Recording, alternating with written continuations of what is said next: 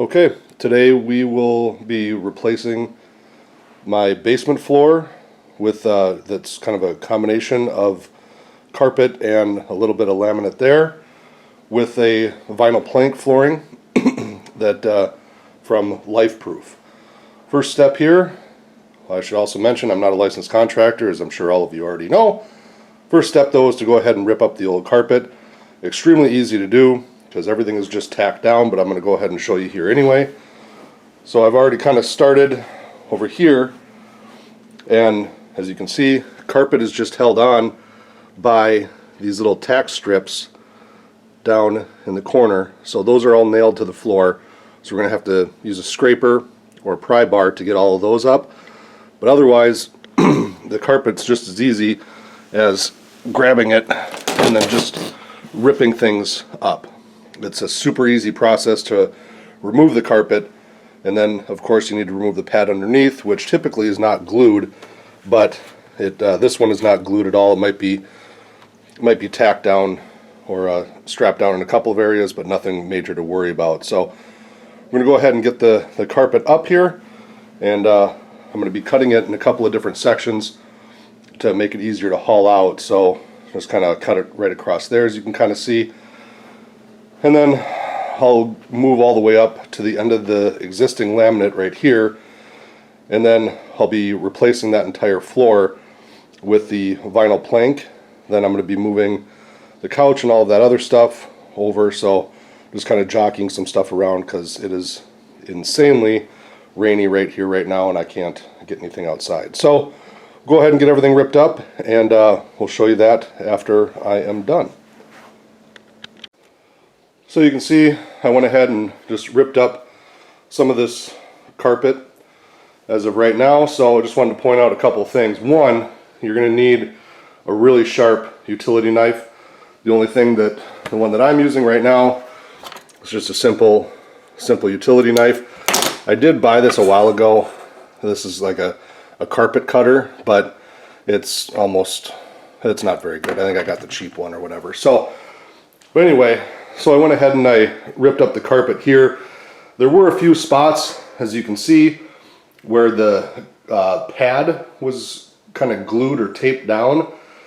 So when you're replacing with a laminate, replacing a laminate flooring or any kind of flooring really, you're going to want to make sure that your surface is completely clear and clean of any debris before you put the underlayment on for your, in my case, vinyl plank flooring or any laminate flooring. So there's bit pieces here you can see of the pad, and then some adhesive, and then also some of the adhesive that's around where the moldings were for this old laminate flooring. Then I'm going to need to go ahead and make sure that that gets all scraped and that it's completely clear. Otherwise, what you're going to have is unevenness and bubbles in your new floor that you lay down. Certainly don't want that. So I'm going to go out and get some scraper tools and pry bars and stuff like that, so I can go ahead and take up these tack bars, or these tack strips here where the old carpet was. All that needs to get pulled up here as well. Shouldn't hopefully take too long, but it's kind of a pain in the ass because they'll break like crazy when you start taking them up. But basically, I wanted to show you this because you need to have a completely clear and clean floor surface before laying your new floor down. So just a tip here quick, when taking up these tack strips, carpet tack strips, as I mentioned, you don't want anything on the floor when you put your underlayment down, and especially on a concrete floor, all of this tack strip is all nailed down to the concrete. So you can see nails like here and here, which are into the concrete. Now, if you just take a pry bar and try to pry it up, you're gonna end up with something that looks like this, and the nails are still gonna be in the floor. So what I'm doing here is just using that pry bar, getting under where the nail is at, and then I hammer on the end of the pry bar with just a little 3-pound mallet. And that seems to be doing the trick here to go ahead and break those nails loose. And I'm just going at each nail, at which unfortunately there's a lot of them, but going at each nail and then just popping each nail out So that way I'm not going to have any nails that are going to be stuck in the floor, but they're all going to be popping out when I go ahead and remove that tack strip. Otherwise, you're going to have the little bit of residual nail that's still sticking out, and you're going to have to figure out what to do with that. So it's going to take a while, but it's the best way and I guess easiest way to do it. Unless I suppose you have some sort of a tool that's made for that, but I'm not going to go out and buy that. So anyway, just a quick tip. Well, I realized partway through this job here when I'm removing these tack strips, well, I'm not Amish, so why in the world should I have to go ahead and use a hammer and a crowbar when I have these couple of tools here? So it's way easier to remove those nails with either the oscillating tool and a metal blade, or I'm finding it a little bit quicker to remove it using a sawzall or a reciprocating saw with a metal blade. And just slip the blade underneath the grip strip or the tack strip, and then just cut the nails, which will then be flush with the floor.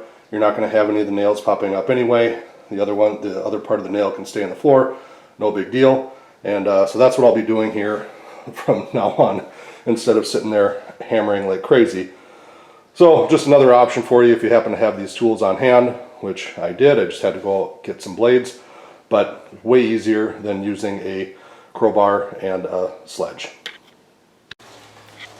Alright, I got everything cleaned up, all the carpet, pad, everything, the tack strips all around the edge.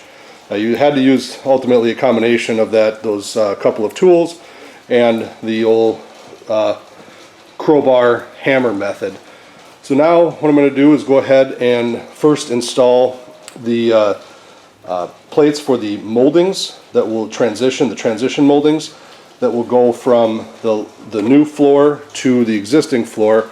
And in the back there I've got a couple areas with carpet here going into a bedroom, and then I also will have a from the flooring to concrete into our maintenance room, and then also flooring from the new flooring to tile into a bathroom down here. So what I ended up getting was this 4-in-1 molding, so you're not going to have to use a whole bunch of different ones. It's pretty common here, but it's got a whole bunch of different transitions that you can do from carpet to your laminate, or carpet to vinyl, or hardwood and to whatever. So it's just based off all of the instructions on the packaging, but it's going to be pretty easy to go ahead and accommodate all the different flooring transitions that I'm going to need to do. So in order to secure this to a concrete floor, I'm going to be using just a construction adhesive, and I'll be gluing down the base strip on here, and I'll be letting that dry as I go ahead and install the rest of the flooring. The transitions themselves are actually, in the moldings themselves, are going to be the last piece that I do, just to make sure that I have enough room and things like that. So I'll go ahead and get these cut to fit the appropriate doorways, and we'll go from there.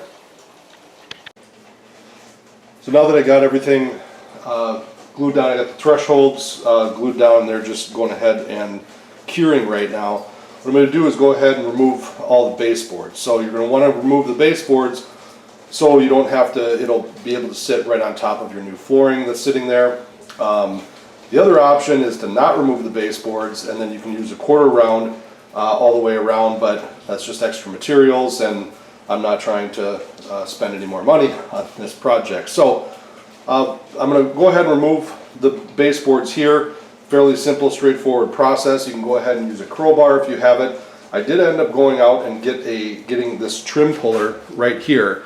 So this thing is supposed to be work pretty well. Has a much larger surface area here in the front, and it'll just tap. I use a hammer, tap it down, and then you pull it side to side. So I'm going to go ahead and show that here now.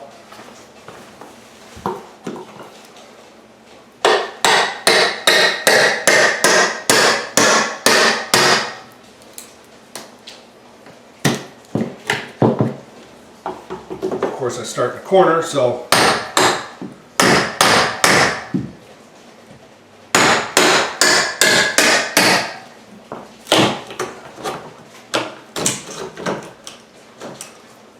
this thing actually works pretty good to get back behind there and pry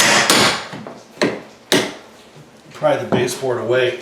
So as you can see, what will end up happening is I'm going to go ahead, remove all the baseboard, and then put the flooring down and put the baseboards back on top, so I'm not going to have to get any extra quarter round molding. I should have probably started over at the door jamb here, so I'm going to flip over here and do that. But what this trim puller thing does, you can see it's got kind of another integrated piece here that'll further pull the baseboard away. It's actually working pretty good, and you want to move it side to side, not up and down. It's not, right now, it's not damaging the wall or anything, and it's working pretty nicely. So, oh yeah, this is completely the way to go, honestly. So, probably cost me, I think it was 25 bucks or something like that. So, and you just move your way around the wall like this, and you'll pull the trim out. I see there's some nails here and stuff that are stuck in, but I'm going to go ahead and I'll pull those out. Then we're just going to end up re-nailing this once the flooring and everything is all down. So I'm going to go ahead and get all the baseboard here removed, and then we'll be ready to put the underlayment in, which I'll show you next. I'm getting ready here to go ahead and lay down the underlayment that I ended up getting. What I got was stuff called DMX. This looks a little bit different than your typical underlayment for a laminate or vinyl flooring. This is kind of a plastic here. You can see it's got these dimples on underneath that go face down, and they're the ones this will what's make contact with the concrete floor. So it'll be the white side down to the concrete floor. The other side is just the indentation of the dimples. Essentially what this is going to do is lift the floor up off of the concrete enough to where you're going to get really good air circulation. I wanted to go ahead and spend a little bit of extra money on the underlayment, because the last thing you want is any kind of mold, mildew, anything like that underneath. You have to have good air circulation underneath and a good moisture barrier underneath your floor, especially on a concrete. So if you're in a climate like this, I'm in Minnesota, so there's a lot of hot and cold and things like that. So in the springtime and everything, the floor is going to sweat a little bit, and that moisture just needs to make sure that we have that moisture up and out of the way, and it can get super dry. So the other thing that it comes with here are these little shims. It comes with these, and essentially what that is if there's any imperfections, small imperfections in the floor, you can go ahead and put these shims, and they just fit right in here, almost like Lego pieces, and you'll be able to go ahead and level out your floor that way. It also comes with the joining tape, so to join the seams, comes with the tape here in each box. So this is 100, I believe it's 100 square feet. It is a little bit more expensive, this stuff, than your traditional underlayment. I mean, it costs about 78 cents a square foot, so it's about 78 bucks a box for 100 square feet. But if you're going on a concrete floor, especially in a climate like this, highly recommend it. It's got extremely good reviews online and everything. So we'll go ahead and get the underlayment put down. Now I'm ready to lay some of the flooring.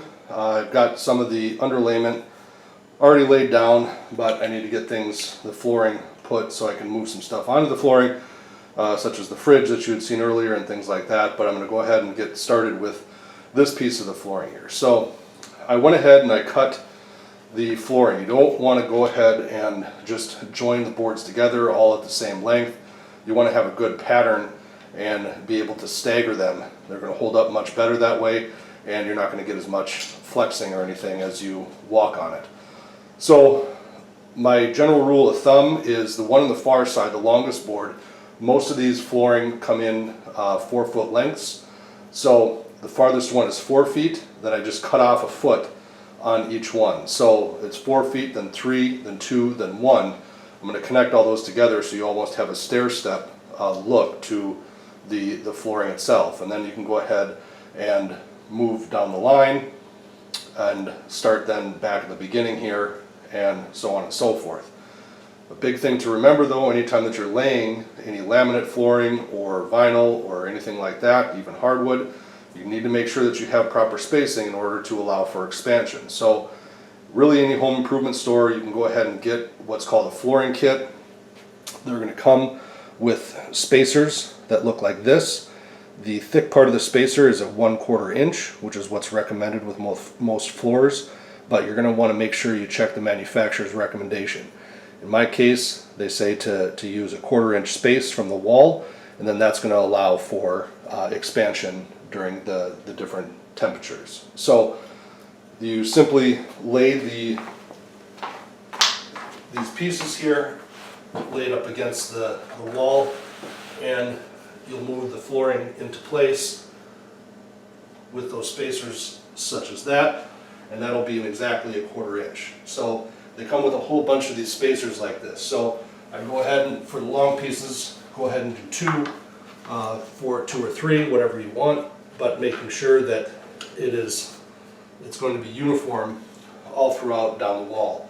Now to both walls, you're going to want to do a 1/4 inch spacing there, and so I'm going to go ahead and put these in place, and then the flooring, depending on what you have, will be just, they're different, but it's usually just click and lock, something like this, and it'll just lock into place like that, and so forth. So then you'll just keep on going, and it's pretty easy. So especially if you have a large open area, you're going to be able to move pretty fast with all this. So I'm going to go ahead and get these first ones laid down, and we'll check the progress here in just a little bit. Well, here's what I've got so far. I'll tell you what, this vinyl plank is definitely not the same as a regular laminate floor. These boards just seem to be really flimsy, and they're very hard to get in the channels.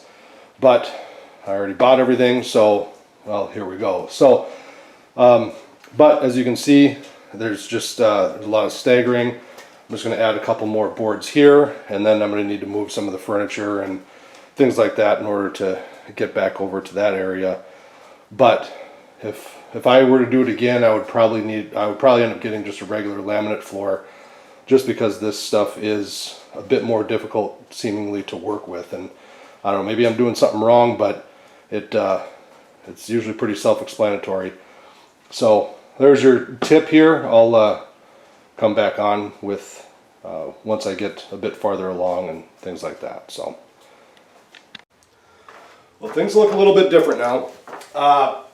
Had an issue last night. Turns out there's a directional place of how you need to place your laminate flooring. You can't just start in any corner that you want, which it's been a while since I've done this, so kind of forgot that part. I had a whole bunch of this already done. It was a pain in the ass. It took me way too long. Then I was eating a burrito, and I was sitting there thinking, because out of my frustration, like, well, what the hell? This can't be that difficult. Turns out I needed to start in a different corner in order for everything to line up. Now, on any flooring piece, you've got 2 directional edges, or 2 exposed edges, here and here. The other 2 are covered in order to take the other lip that goes underneath. You want to have the 2 edges that are exposed here, you want them to be able to be exposed and accept the next piece. So what I needed to do was pretty much destroy every piece of work that I did last night, and then go ahead and start in another corner. So I'm going to go ahead and show you what I did.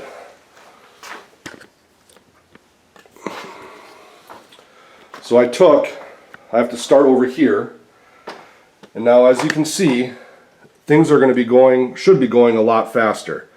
I've already notched that, but you can see here, those 2 exposed edges are now going to accept the next piece, both on the end and on the side.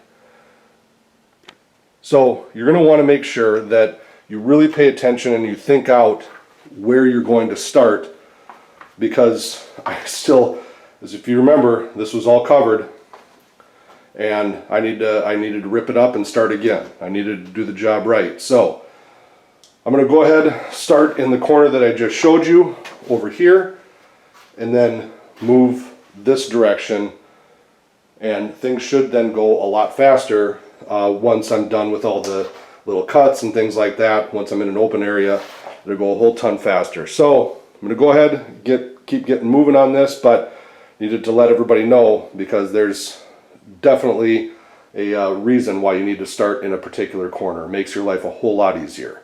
Stay tuned. I wanted to show you the finished product here. I went ahead and finished the floor. It was all done. I was able to get it done in that weekend throughout some issues that I had there, as mentioned before. But here I went ahead and had to start in this corner, and this took quite a bit of time because you had to notch each individual one around each corner and everything, but I got the baseboards back on. Now with that underlayment, it does recommend that you leave about a 1/16 of an inch at the bottom of the baseboards to the top of the floor so it gets proper air circulation. So as you can see, it's all around here, and then